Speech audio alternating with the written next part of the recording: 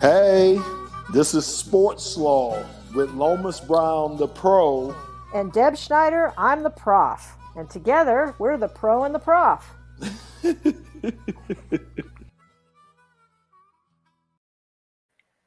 Okay, so I got to tell everybody, right before the show, Lomas and I are looking at each other and we both start giggling. I know.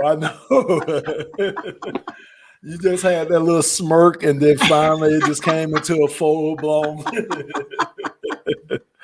Yeah, how are you, Deb? How are you today? I'm doing good. It's been, right before Memorial Day. Yes. It's exciting. We're starting to see the country come back. We're starting to see a lot of things happening. It's kind of scary, kind of good. Yeah. So I'm doing good. How about you? I'm good. Like you said, it's a lot of things going on. Hopefully we'll all have a great weekend, Memorial Day weekend. And we'll truly celebrate what the Memorial weekend is about, which is honoring the soldiers that have gone out, the soldiers that and the soldiers, active soldiers that we have now that's defending our freedom. And, every time we see a veteran, we should all thank them because of the commitment that they're making and the commitments that they have made. And let's not forget their families. I think a lot of times we focus in on the soldiers, which we should, but we also have to talk about the families that make that big commitment. They lose these guys and girls, and they go over for months and months, and the kids don't see them, and wives are without their husbands and vice versa. So, we have to always think about their families too when we think about them. Yep. And I'm going to do a shout out to a few of my cousins then for exactly that. Thank you so much for your service. Yes, absolutely.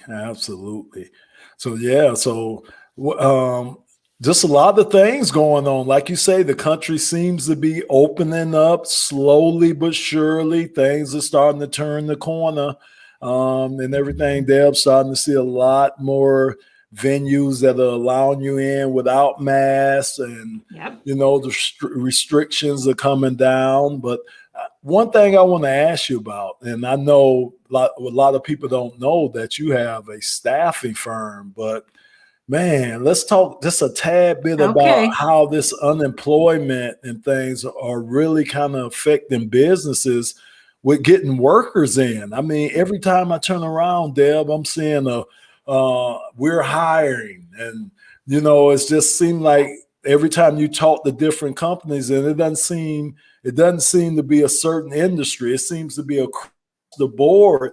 People are saying they're shorthanded and they can't find employees and stuff. So what's your feelings on that, being in that business? I think there are, as in anything, it's not one thing. It's not just we have unemployment supplemental benefits. It's not just childcare. It's not just going back to school. It's not just retiring.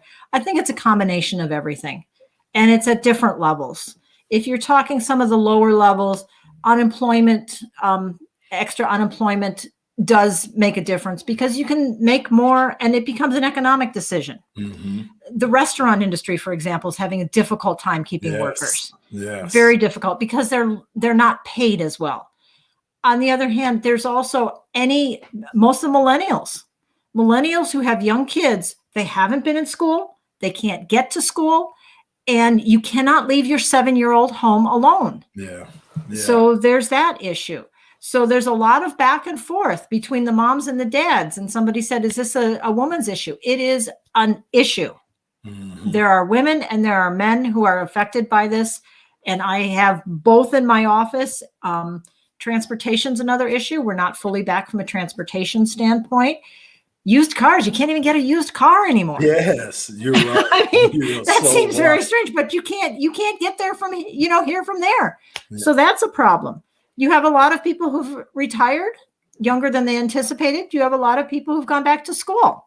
And then people who have simply dropped out. I'm going to throw econ at you because I'm an econ major, right? Mm-hmm. So, but the unemployment rate is based on people who are actively looking for work. If you're not actively looking for work, you drop out of the unemployment. And So that's another problem, because we're not seeing a true unemployment rate. Yeah. We don't count underemployed. We don't count those who have dropped out of the workforce as the unemployed. So there's a lot of that. And then there's a definite disconnect on skills. Yeah. I would say there are a lot of managers. I'm sorry, you started me on this.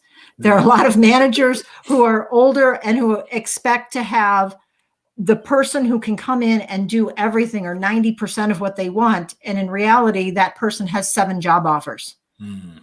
And you got to take 50% or 70% and realize you have to train some of them. Yeah. And then there are younger managers who got promoted who don't know. So it's a big mix. Yeah. And this seems to be, and I hate to bring this up, but one of our great Lion players is in hospice, and oh no, his wife is finding it difficult to get hospice people there. That, you know, we talk about all the services, but even bringing in people, you know, in that field, and we know how important that is. But do the hospice people go out and get somebody that's untrained just to have somebody, or do they spend the money to train that person and then lose that person? You know, it's a lot of different things that face a business owner too. I mean, like I say, training people and then you losing them, you know, because someone's offering $1 or $2 higher somewhere else. So you just saying, like you said, it's not just one thing. It seems to kind of be like this perfect storm that has come together and is causing this big problem. Right. And at the lower levels. And I do want to say a lot of the healthcare workers are very poorly paid. Yes, I agree. I mean, $12, $13, yes. $14 an hour. So they're making less than $30,000 a year. That's poverty level. Yes. Especially if you're supporting a family. And, you know, they deserve a big shout out. They really do. But that's a level that you see a lot of issues. So we'll get back. But right now we're definitely in a bit of a, you know, a change. We're seeing the change, and there's always a lot of problems as the tide turns. Yes. But we should probably get to our guest, who's been sitting in the back and I'm sure has a lot to say about this. Yes, that's right. Absolutely. He could speak on a lot of different things. So that's right. You're right. Yep. So we have Doc R back with us from Texas State University, epidemiologist extraordinaire. Hey, Son Doc just R. graduated. Congratulations. Thank you. It's great to be back, guys. Yeah, we miss you, Doc. Lots of changes from the last time we talked, for sure. Yes, and we know you've been busy. We know you stay busy, especially in the field that you're in and stuff. So, you know, it's great to have you on the show. And yes, congratulations to the youngest Doc R graduating. Yeah. I believe I saw that you had posted about all of your things. I'm looking at my Facebook here to see all the things that you did today. One of which was merging pathogens, the lessons learned. You've had a really busy day. I think recommendation letters. You've talked, you've worked on grants. And you know, Professor, that some people think we kind of take it easy in the summer, but life just keeps it cooking. You know, it's still busy. Students get out, but we're typically starting up, teaching again, and doing other things. I'm working on an NIH grant and some other things. So busy, but keeps me out of trouble. Yeah. Well, that's another field, Deb, that we could bring up that's underappreciated and underpaid. You know, teachers and yes. So that's you know, that's for another show, we know. But I'm telling you, man, I hope if it's one thing that comes out of this pandemic is that we realize that our service people that serve other people, that they deserve to be put on a pay scale, which will make them comfortable. They won't have to worry about, that should be the last thing they should have to worry about is money, because they commit, they give it all, and they do it in the face of danger. So, you know, like Deb said earlier, they deserve everything that they get. Right. And it's not the people always that you see. I know, Doc R, you're frequently talking about the lab technicians. Right. They're the ones who tell you that you've got COVID. Yeah. Not only medical lab professionals, but, you know, we've talked about it before, but there are so many people in kind of tangential areas. Like one of the biggest areas, and I don't know if we've mentioned it on the show before, I talk about them often. They're called environmental service professionals. And in reality, what they are the people who disinfect and clean hospitals and nursing homes. And I mean, they are on the front line, cleaning up after you and I and patients and literally saving lives, but nobody really realizes they're in there, cleaning up, making sure rooms are sterile and clean and ready to go for surgery and things like that. But nobody knows these professionals. They're really behind the scenes. They, unfortunately, they're kind of in the custodial pay range. And so they have a lot of turnover. And so again, it's, again, we could talk about this all night, but I do hope we've learned that, as Lomas said, that, one thing, there's a lot of things I hope we've learned, but the salt of the earth professionals, the service industry, deserve every bit of respect that we can give them and pay, right? I mean, we've seen it. We can't go on without them. Grocery stores, truckers, custodians, teachers, every one of them deserve a hero's welcome after this past year. And hopefully, Congress and other places will understand that and try to get that salary up for those people. Amen. Yeah, big deal. Well, let's talk a little bit about COVID and what we expect to see. So many questions I have. Sure. I gave the doc a laundry list before we started. But one of the big things is pandemics end. At some point, pandemics end, or we'd still be dealing with the Spanish flu and and everything. They end. Did vaccines, or are vaccines helping? Are they shortening the time? Decreasing the number of deaths, or is this something that would naturally end anyways? Right. So yes and yes. Right. So I mean, if we would have done nothing, just like back in the early 1900s and elsewhere, a virus or a bacteria or whatever you're dealing with will burn its way through the population. And so it would end, like in the 1918 pandemic. That was about a 3-year pandemic, and it tailed off. What the next term you're going to start hearing, and you may have already been hearing it, is that it's going to become endemic. Endemic means that it stays at low levels in the population. Flu is endemic, rabies is endemic, pertussis is endemic. It's at levels that you don't really see, wiping out hundreds of thousands of people. There's not 3 million cases. It's just lower levels. So that's kind of an endemic issue. But vaccination in our lifetime, we're very fortunate and blessed that we do have the technology to create vaccines. And it certainly looks like it's going to help us end this pandemic within 2 years, hopefully, if not sooner. So, and I'm always going to leave a little out for myself, because that's what, virologists do is that as long as we reach herd immunity, whether that's through natural infection and vaccination, if we reach that 70, 80, 90 percentile, I think we'll see the pandemic become more endemic, kind of low level circulation. We've already seen this summer, not everywhere, but at least in the United States and some other places, it's dropping down to levels we haven't seen since the beginning of the pandemic. So I think yes and yes are your answers to that, both vaccination and if you didn't do anything, it would eventually burn out. The reason we're vaccinating, of course, is because we don't want people dying for this to die out. So that's the good news. This might be kind of a silly question, but I'm going to ask you anyway, Doc. President Biden just put together a group or a panel where he wants to know the origin. How important is it for us to know where this started at? Did it start in, what's that, Wuhan, place over in China? Was it an animal that cross-contaminated?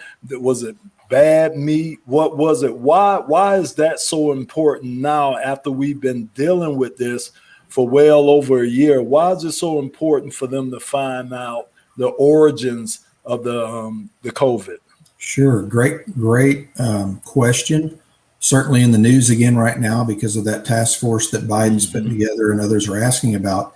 If you just kind of look at it generally, the general answer to that is that you always want to know as much as you can about the pathogen and the origin. So where did it come from? Just like, we're still figuring out where Ebola came from. We think it's from fruit bats. We're not absolutely certain, but we believe that's it. The reason it's so important is that you can start using preventive measures. You can start taking measures to perhaps do something with respect to education, control measures. If it's an insect vector, maybe you use insecticides to get rid of it. If it's a particular animal, you can warn people not to handle bats or be around that population of bats. If it's a lab accident, which is also in the press right now, then you certainly want to know what happened, why it happened, and who's accountable so that you can kind of watch that. Professionally and personally, I still am leaning to a natural animal reservoir that got into mankind, because that happens so much. Most of our viruses and bacteria come out of that population, but I'm not ruling out the possibility of a lab accident. It can happen. It's just that it's awful late in the game, in my mind, for us to be just now hearing about it. That's a very difficult thing to keep secret. Even though it's China, I still think it's very difficult to keep on the low down that long. Now, if it's a true accident, for instance, some of the conversation is that a few workers were sick. What happened in that lab? I really don't know anything more than you do right now with respect to the data that's coming out. So I'll be reading and watching that with a close eye over the coming months. And the last thing I'll mention about this, and I have a colleague, Dr. Jim Wilson, who's out in Arizona. He is one of the foremost experts in something called it's almost health security. And so he's a physician, but he's also a world-renowned expert in this area. And he talks about how when these things happen like this, they really need to be at a level where it's almost non-punitive. At first, almost like you protect a witness to speak up and you get that truth out. So it'll be interesting to see how this approaches, because if Biden or any other country kind of comes in and tries to kind of target people or blame people, you may not get to the bottom of it when ultimately you would like to understand what happened. So we'll see. Again, I'm not sure what's happening, but we're going to keep an eye on that kind of storyline moving forward. Wow. It's a huge storyline. It is. It's it really is. Up. Yeah. And that has brought up so many questions for me. One of the things I've heard a lot about is the idea of herd immunity. What is herd immunity? What does it mean? And is it really a thing? Because right now we're not there with the vaccinations. Even we're not there. What are we talking about? 60% in the U.S. Japan's another case. They have 2%. Right. And then we can talk about the Olympics. That's another subject right. entirely. Or India and what's going on in India. Oh, yes. Right. And just the vaccines. Are we ever going to get to herd immunity? And if we don't, does the pandemic go away anyways? Yeah. I think the answer is probably yes and yes again. I mean, herd immunity in general. Right. So herd immunity comes from a term actually several decades ago when they were actually talking about cattle. That's where the term herd comes from. And it's the idea that when you get enough of the population immunized, whether it's vaccination or naturally go through the infection cycle, so you have neutralizing antibodies that are protective. So in other words, you're not going to get that infection. When you get enough people, then they're not going to be able to transmit between other people. And so the idea is that you get to a point where if you have 9 or 8 out of 10 people vaccinated, it's very difficult for a virus or anything to propagate through a population easily. Some people claim 60% is all you need. Others claim up to 80 or 90. Some of the people are pushing it up higher with this virus because it's respiratory, which means it's easier to transmit, unlike something that's, mosquito-borne, where you can kind of control that vector. So there's a lot of factors in here again. And like you mentioned earlier, it's never just one thing. So there's a lot of factors at play here. But if you left it alone again, and people were naturally dealing with this and getting infected, eventually the world population would probably reach herd immunity. I mean, it goes back to the beginning of mankind. I mean, if you let it go through the population, it will get there. You're going to kill off a lot of people as you go through that, unless it's not a deadly agent, then you won't kill off a lot of people, but it just depends. The vaccine, again, helps us take shortcuts to get people artificially immunized so that you're tricking the body into thinking it's been infected, and so you get herd immunity much quicker. What I worry about in the United States, and it's almost regional now, for instance, Vermont today reported that they are already at the 70% mark. Texas, not so much, right? We're down in the 40s. Nationally, you're seeing that number 50% to 60% kind of kicked around. That's adults that have had at least one vaccine. When you start talking about two, it kind of drops into the 50th percentile. And it absolutely is having an effect, because if you take 50% of the people off the board, then that virus is having a hard time moving through the population. It's not completely stopped. And that's why I think you're seeing numbers drop, cases drop, hospitalizations drop. And again, people ask this all the time, and you just asked it. It's a combination. It's a combination of people that have had the infection, and so they have some immunity, as well as those that have had the vaccine. So it's a combination that's doing that. And so we are definitely seeing better cases per 7-day average. Our mortality's down, hospitalizations are down. And ultimately, remember, the vaccination process is not 100%, but it does keep people out of hospitals and from death. And that's ultimately what we hope the vaccination does for the population. So you think that's in the thought process of some of these professional teams now that things are opening back up? I mean, I watched the New York Knicks play the other game, and they were at full capacity with about 15,000 there. I know the Lions said that they're expecting they'll open things up to full capacity after Rod Wood, the president, said earlier that they were only do like 25%. So you think they're taking that into account? You think they sat down with someone like you, and that's the reason why they're able, or they feel confident enough to go ahead and start opening it up the way they are? I hope so. I hope they're sitting down and talking to people like me. I think again, it's a multiple issue. I think that's playing into it. I hope that's the leading factor, but I'm afraid that there's also economics involved. There's people that are just tired of it. There's absolutely politics playing a role in this, as we all know. And so I think it's a combination of factors. I was talking to before we started the show, I was talking about different states are kind of looking at it differently. The Texas Rangers had a full ball field not long ago, and we talked about that. Professionally and personally, I still worry about a full stadium, especially indoors. So again, all these factors, if it's indoors and I don't know who's vaccinated or not, because we're not going to make that a mandate that people have a vaccination card or something like that, then if I'm taking my family or I'm going by myself, I'm wearing my mask and I am fully vaccinated. If it's indoors, if there's 15,000 people packed into a Spurs arena, I'm wearing my mask. If it's outdoors at a soccer field or a football stadium and I'm vaccinated, I might not be quite as concerned. I still might wear my mask if I'm packed into a bunch of people I don't know. So again, I think it's going to be personal choice.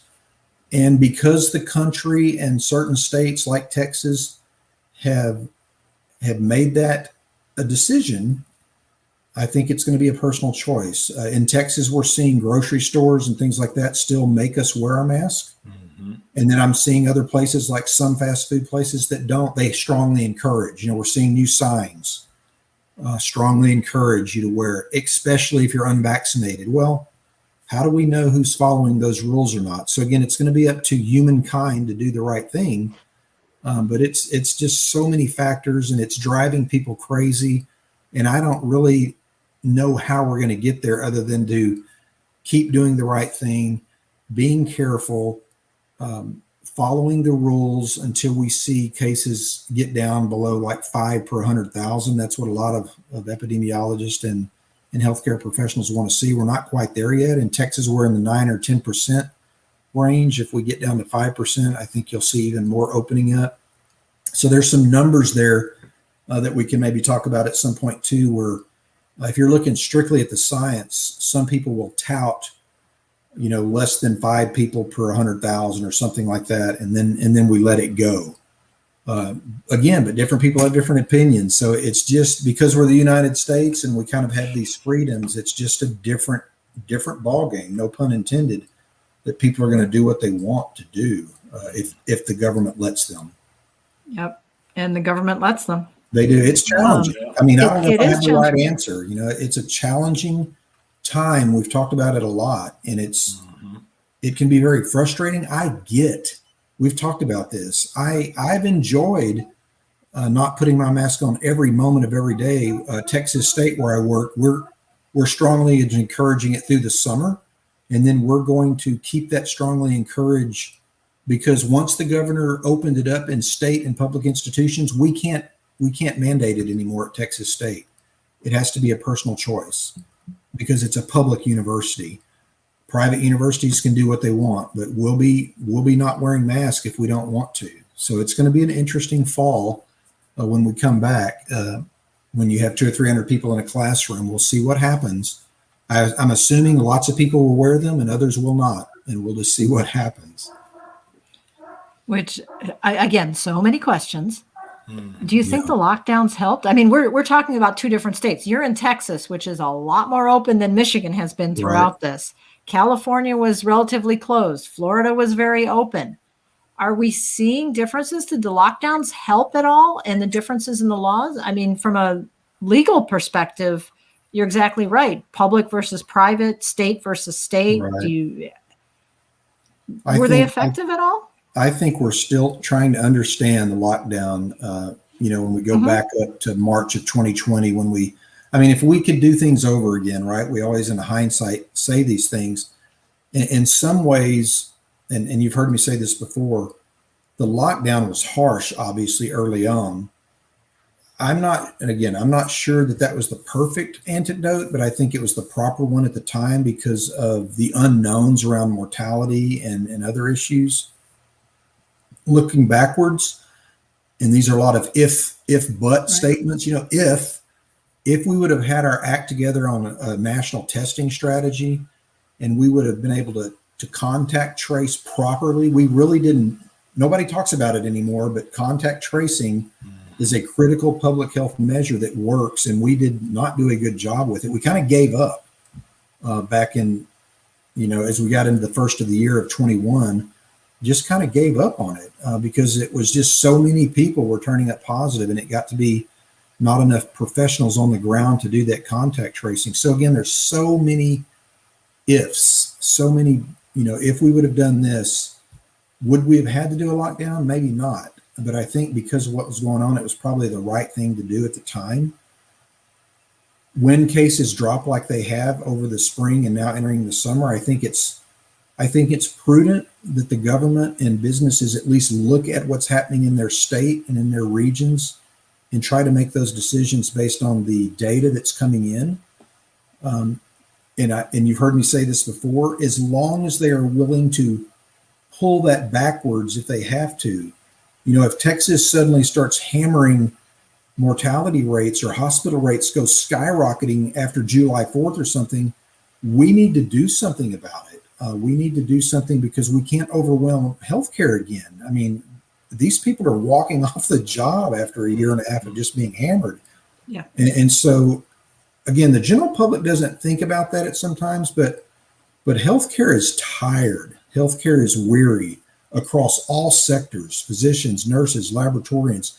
As of today, in the United States, we've done right at 500,000 tests, COVID tests, on top of everything else that we normally would do. We're tired. We're really tired. And we're still doing it, and we're going to keep doing it. But I just worry about if we see a massive surge, for example, in late summer or fall, what mentality that's going to have on the U.S. population and the healthcare force. So I kind of hold my breath. I'm happy that we're opening up a little bit. We're having a little bit of freedom, but I continue to tell people, don't go crazy. be careful, wear your mask, and watch your symptoms. And if something happens, then step back and be careful. So we'll see. We're still learning. This is a brand new virus, and we haven't been through a year and a half of it yet. So we still have some seasons to deal with, I think. Yeah, you talk about herd immunity. Hopefully, that'll happen. But what about now? You start hearing about these booster shots or boosters that we might have to take. So, Right. I mean, what's the what's the reality in that? I mean, are they hoping that it kind of runs through us and to get to that level, or are we certain? Are we going to have this booster shot regardless of whether we get herd immunity? What's your thoughts on that? Yeah, again, good questions. And I love talking about this because I think people need to hear it again and again.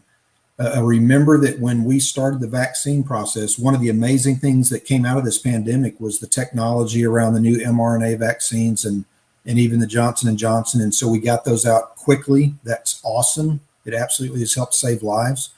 But in doing that very quickly, normally a vaccine process, we would already know those answers. We would know how long the immunity would last. We would also know if they were safe in different age populations, which I know you're interested in. We don't know that. We're doing it in real time. And so when people get frustrated, I have to remind them that, you can't have it both ways. We could have waited. We could have absolutely kept these vaccines in trials for 2 years and hoped, 10 million people hadn't died by the time we started using them. We started using them. They're working. But now what you see from Pfizer and Moderna and others is that they're going to report out. So we know 6 months from Pfizer and Moderna, we have protective antibodies. They're still following it. And so hopefully the next report will be that, okay, it's still good at 9 months.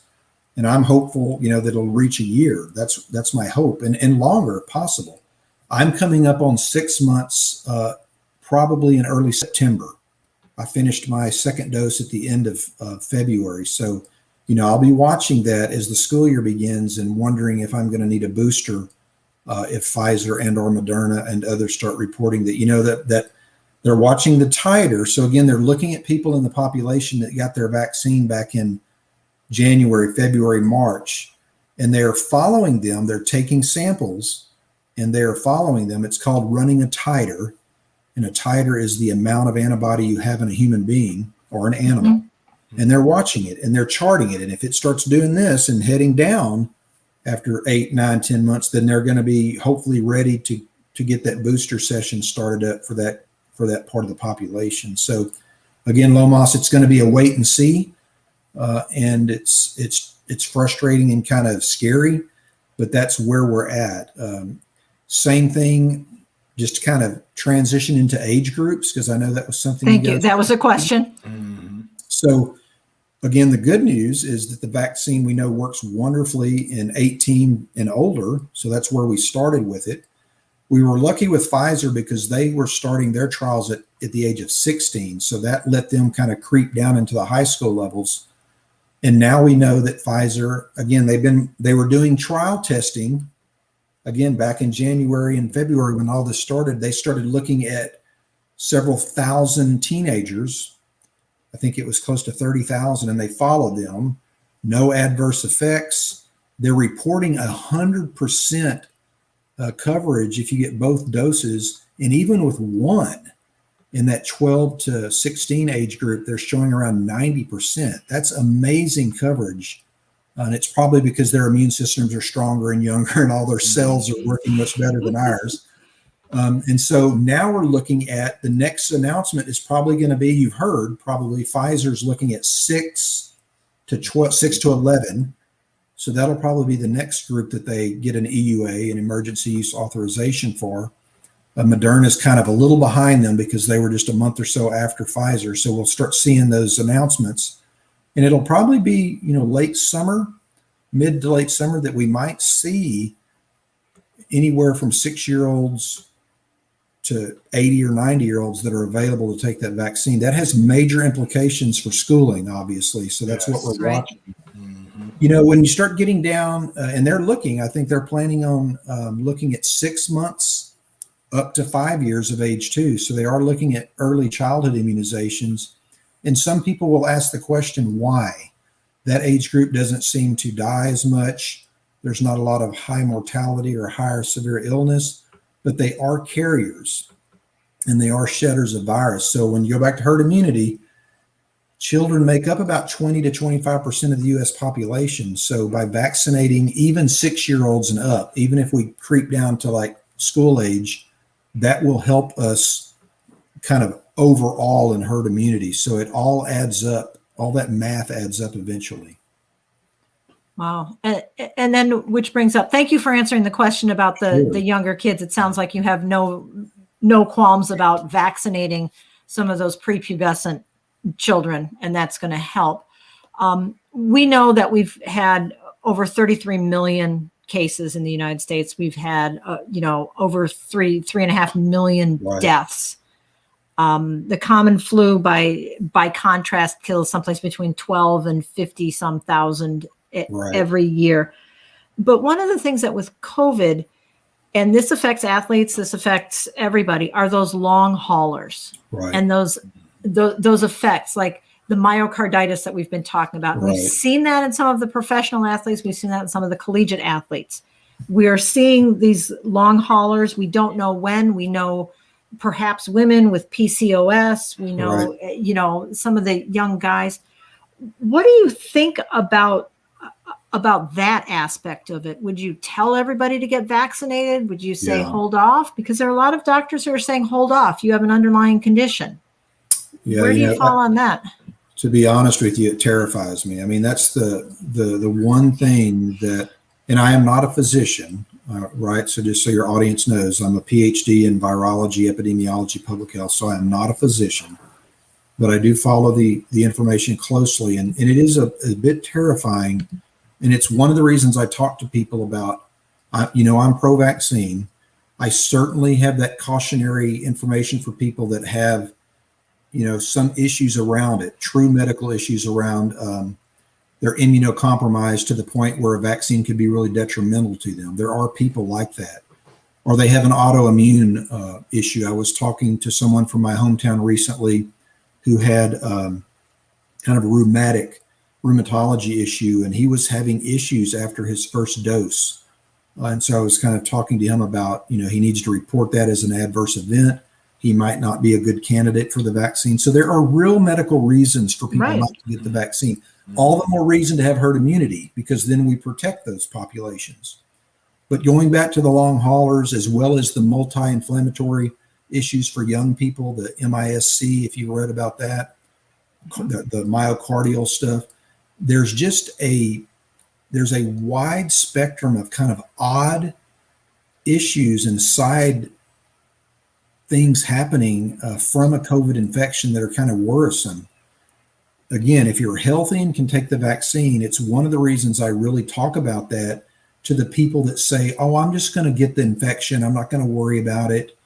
I'm going to get my natural immunity, and why worry about it? I don't need to get the vaccine. Well, that's my answer. It's two-part. One is that you protect those around you that you love, and even those that you don't know that might not be able to get the vaccine. And the second part is people are still dying from COVID, and people that are not dying are having these long-term issues. And then some of them are dying later.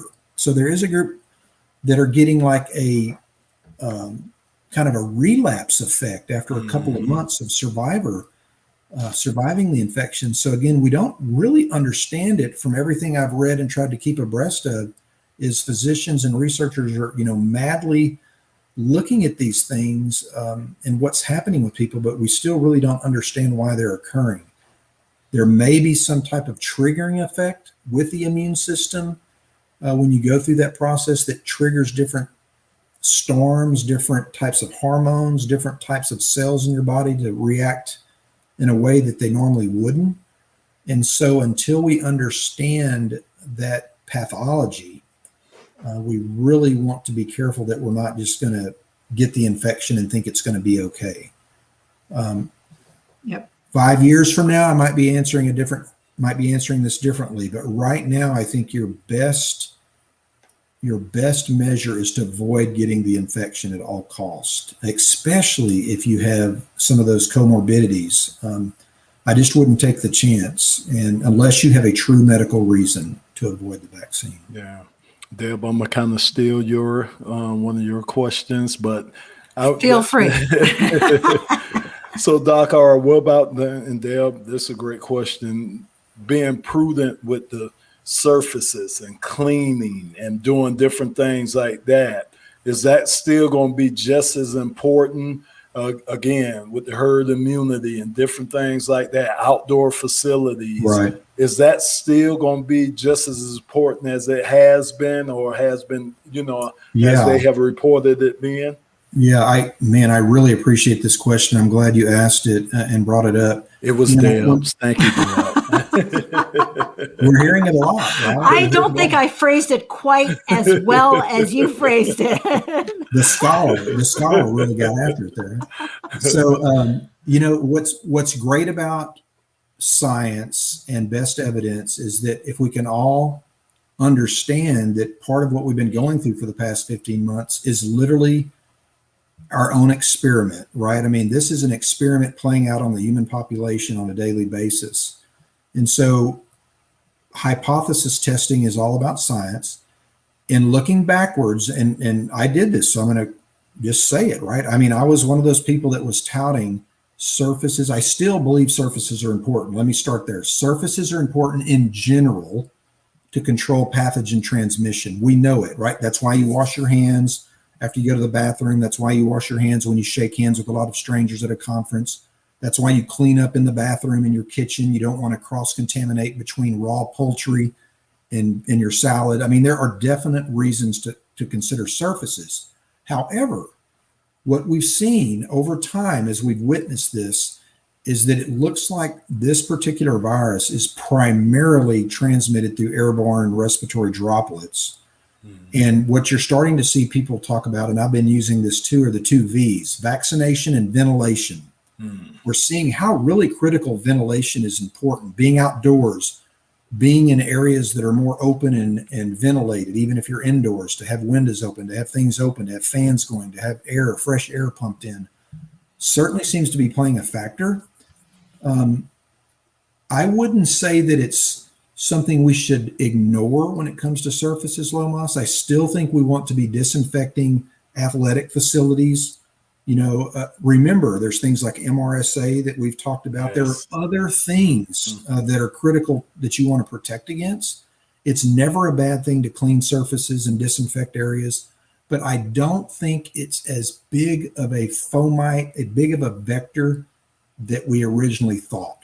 I mean, the first 3 months of interviews and conversations that I was having back in 2020 was the mail, was your laundry, was, oh my goodness, everything. Groceries, right? Yeah. Can we even touch anything, right? And so people were really obsessing about it.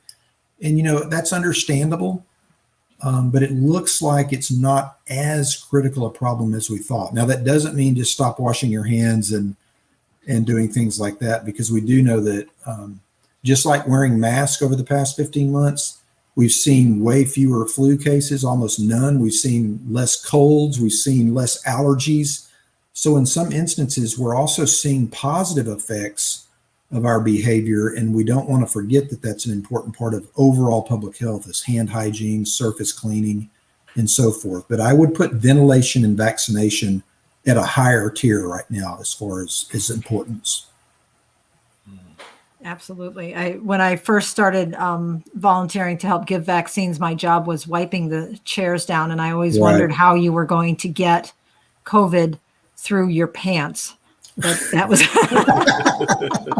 because you're sitting in the chair. I'm sorry, but you're wiping down. You're busily wiping this down. I'm thinking it's really more about the mask, isn't it? Yeah. Breaking news: the professor claims that it's now called the butt virus. That's pretty okay. good. Yeah, we're going to be running out of time. I know that. Yes, so I really want to ask you about getting back and the biggest sporting event in the world that's coming up, the Olympics. Yes. The Olympics are coming up in less than 60 days. They're in Tokyo. You have only 2.9 million of the Japanese people who have been vaccinated, which is just about 2% of the population. We are not even requiring that the athletes are fully vaccinated, although they're expecting 80% will be vaccinated. As I understand it, there will be no international fans.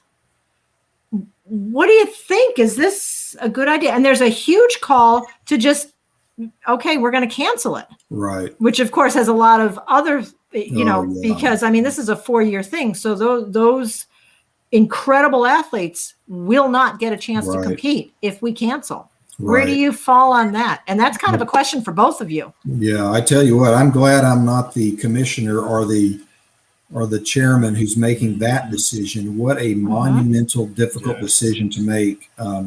Not only because it's a sporting event, but because it's a global sporting event where you're mixing countries and athletes from all over the world in an Olympic village and in those types of scenarios.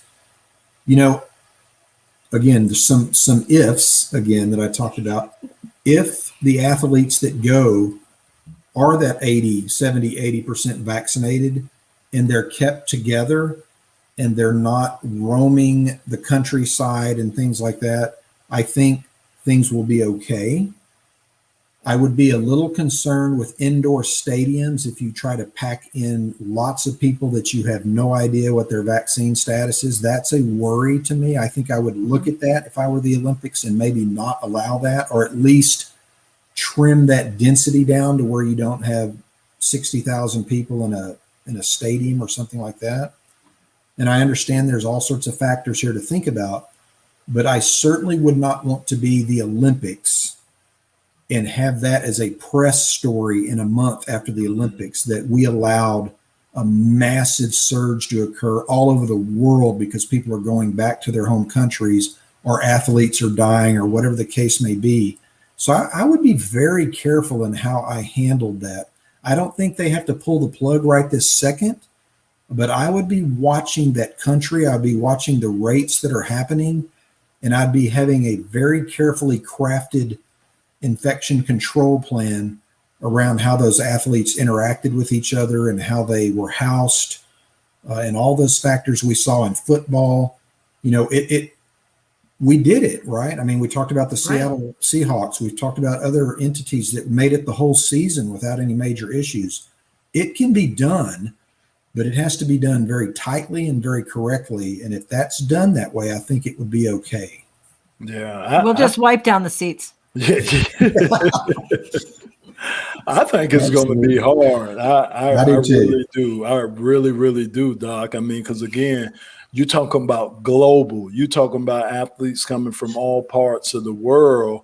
And then, we did the bubble idea, but now you're talking about, for instance, and I know I might be clearly off, but you got diving, right? You got competition diving and swimming competitions. And, I don't know. I mean, can the water, contain water? Can that get affected? Can that become a problem with some of these athletes? I mean, because I don't think you'd be able to change the water each and every night. I'm just wondering about different things like that. That's where my mind took me at. Yeah, I know with sports, you could take balls and you could sanitize those. You could have enough balls where, that shouldn't be a problem. But when you're talking about a water event where it's an indoor water event, could something like that potentially become hazardous? Yeah, I mean, anything's possible, Lomas, but in general, viruses have to have a host. They have to have a cell to reproduce and carry on. So water shouldn't be a major problem. It's got chlorination and things like that. So it should be okay. I would be more worried about people crammed into a diving center with high humidity, not very well ventilated, and being in contact with each other, not so much the water. So there are some concerns in those types of places where you have, maybe hundreds of athletes that are divers that are in some type of facility that is warmer. There's a lot of humidity in there. That could be a problem with ventilation as far as that goes. So again, I think they're really going to need to work hard to follow the evidence of ventilation. And again, I would highly encourage, if I had an athlete that was my child or a friend, I'd be highly encouraging them to get a vaccination if they haven't gotten one. I've been talking to friends and colleagues here in the U.S. that want to travel, and some have started traveling abroad, and I'm just almost begging them, there's nothing better protection right now than to have the vaccine. And again, when you're on the plane or moving, I'd still wear my mask, but I really believe people need to get that vaccine. And vaccine equity, is another issue. From where you come from, certain athletes may not be able to get it, but I would hope that the Olympic Committee would find a way to offer it, and to offer it early, like starting now, so that they have time to be immunized before they start. So hopefully that's already started and people are taking advantage of that. But that would be my message to anyone that's an athlete going to the Olympics, is to first and foremost get vaccinated. Well, we'll have to get some swimmers and divers on this show. We've got a couple. That'll be really interesting to see what they think about it. So obviously we're running out of time here because we've been on for 50 minutes already, one of our longer ones, but I love talking. I love this conversation. It's so informative. I learned so much. What about final thoughts on what's our future post-pandemic? What's going to last? What's not going to last? Yeah. Obviously we're not wiping down chairs anymore, but are wearing our mask. I went grocery shopping today. I had my mask on. I'm going to continue to wear that. I'm wearing that, and I'm seeing fewer and fewer people doing that. Yeah.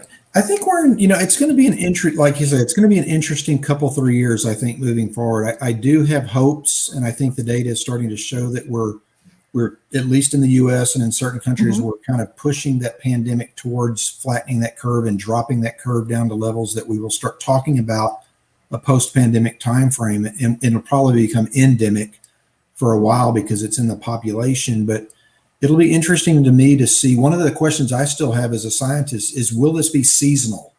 Right now it's been kind of around us for a year and more. And so, but because the population was naive, we had no immunity, there was no reason the virus couldn't spread like wildfire, and that's what it's done.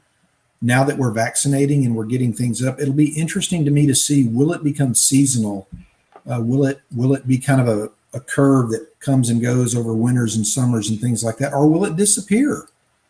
The original SARS and MERS is not as big a problem as it used to be back in 2003 and 2012. So we will see what happens. But I think the other interesting thing on final thoughts for me will be, the mask question that you talk about and the vaccine issue. Will people change their opinion and their minds around vaccine hesitancy? Will we be able to tap into that anti-vax population and actually convince some of that percentages to get the vaccine to help push this pandemic down to the levels that we need to? And then will we see North Americans, Canadians and Americans wearing masks more as we go forward? I've talked about it with my wife and colleagues quite a bit, that I'll probably be wearing one on a plane from now on. Yep. Whether people look at me crazy or not. I think the social norm has been set enough that you might see it more acceptable and not feeling that peer pressure, that stigma that you might have felt 2 years ago. We typically saw people from Asian countries and stuff wear that. And now we're thinking maybe that was a smart thing.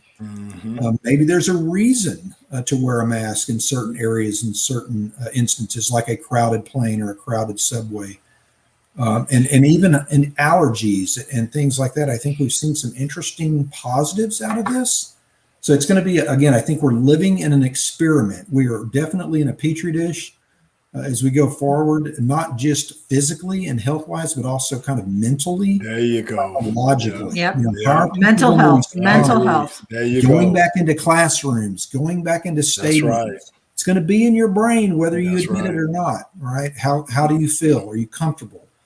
I agree. All those questions are going to be interesting to watch. I agree, Doc. Final thought for me was from the mental standpoint, getting people back to work, putting them back in that environment that they were in. I think, just like you're Huge. saying, I think the mental aspect, and just like Deb said, she went in the store and, more and more people aren't wearing their mask. So the mental anxiety that probably Deb had being in there, around people that don't have their masks, I think that's going to be one of the biggest problems, or it's going to be the next hurdle that we're going to have to cross, mentally getting people back to where they were pre-pandemic. Absolutely. It's going to be an issue.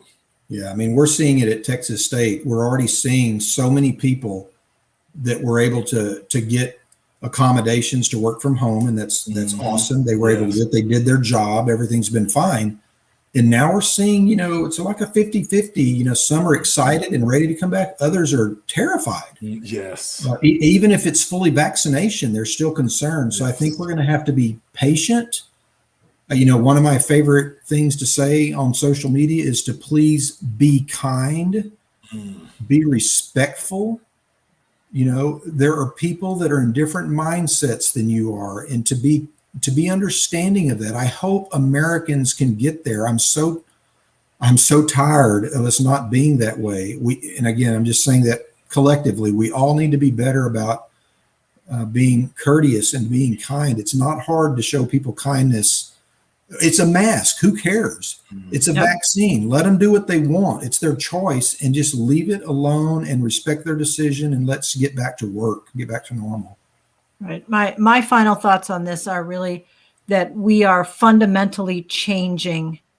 It's like, your parents or your grandparents who were children of the Depression, they may save tea bags. Those people who came through the Great Recession, or when you had a mortgage that was 18 or 20%, you look at things differently. Absolutely. We're going to see people and somebody's going to say, oh yeah, I was there in the 20s. Of course I wear my mask. And absolutely. That's exactly right. It's going to be a change. There are a lot of people. We started talking about employment at the very beginning of this.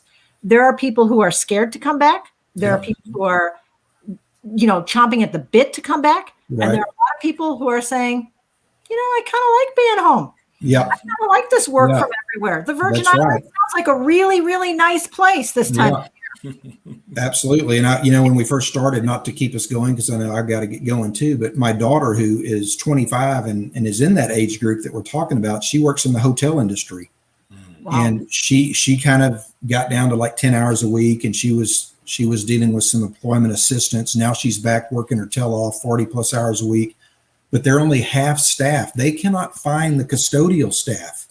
Yes. So I think what we're seeing, and we talked about it earlier, I think we have seen a fundamental change in service industry individuals who are never coming back. Mm-hmm. They're like, forget this, for whatever reason, they're just done with it, and they found other work, maybe for better. Maybe they went back to school, maybe they're doing different things. But I think we're going to see, will Americans step up and find ways to fill those positions, because a lot of people think that, that's not something they want to do, but those positions are critical to travel and tourism and everything else we enjoy as Americans. So it is going to be an interesting time, I think, for the next year or two.